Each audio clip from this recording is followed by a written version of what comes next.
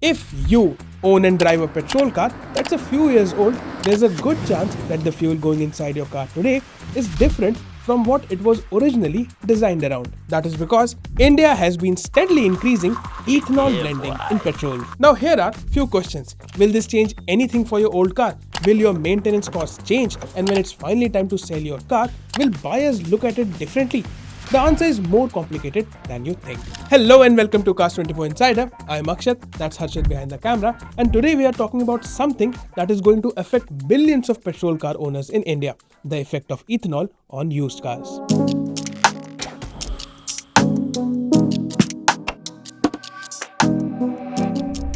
So let's start with some context. As you may all know, India is steadily increasing ethanol blending in petrol.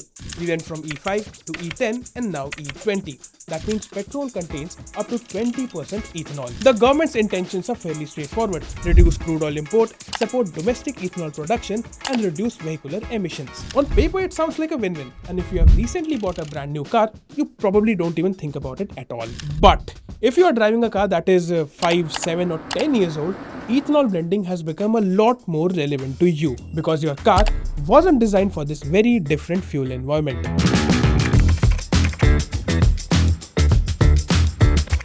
Wait, isn't ethanol just petrol? This is where the conversation usually becomes oversimplified. You might have heard two extreme opinions. One side says that ethanol is going to absolutely destroy your car. The other side says that ethanol changes absolutely nothing. The truth, however, is somewhere in the middle. Because yes, ethanol is chemically different from petrol. It absorbs moisture easily. In fact, ethanol is what engineers call hygroscopic, which is just a fancy way of saying it loves water. It also behaves differently inside fuel system, and it contains less energy per liter than paramparic petrol. Now before you panic, this does not mean that your car is going to self-destruct right now. While there may have been some incidents of ill effects of ethanol blending, if E20 was causing widespread failures, service centers across India would have been overflowing, and that clearly isn't the case. But this does not mean that nothing changes either. In fact, when the E20 started becoming mainstream, one of the biggest concerns amongst owners of older vehicles was one simple question: is my car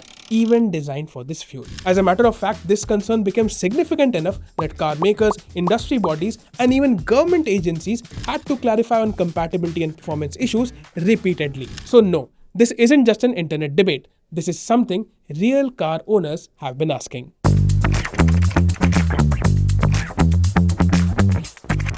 When most people think about fuel, they think about the engine. But the engine isn't necessarily the first thing you should be looking at. Think about all the components that the fuel touches even before it reaches the combustion chamber. There's the fuel pump, fuel lines, rubber seals, O-rings, gaskets, and the injectors. Now here's something interesting.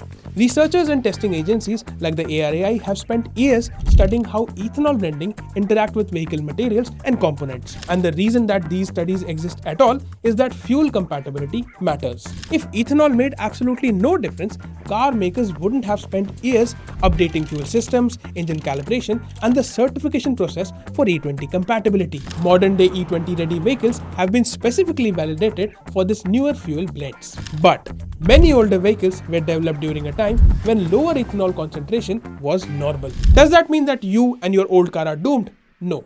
Does that mean that every old car will develop problems? Also, no. But it does mean that the long-term aging of your older vehicle may not be identical to that of a newer E20 era vehicle.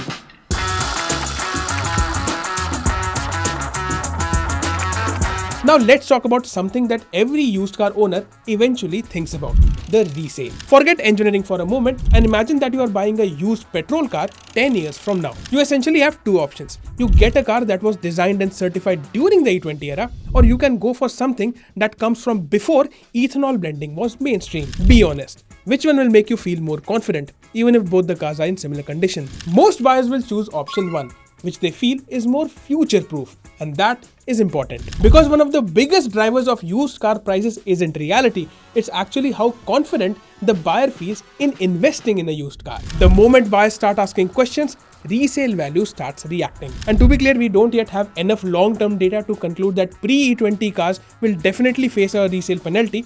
Nobody knows that yet. But if future buyers start preferring vehicles designed around higher ethanol blends, that preference could eventually influence resale value. You get the picture.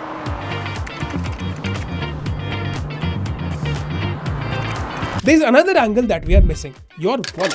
You see, ethanol contains less energy than petrol, which means E20 can slightly reduce fuel economy compared to petrol. Now, if you're expecting a 20% drop in mileage, that's probably not happening. But if you're expecting no difference at all, that's probably not true either. Most studies suggest that the impact is measurable but relatively small. For the average owner, this may not feel dramatic at all. But if you're the kind of person that drives a lot and likes to keep their car for 5, 7, 10 years, small differences adds up, fuel cost adds up, maintenance adds up, and resale value might add up. This is why ethanol isn't just a fuel story, this is a completely different ownership story.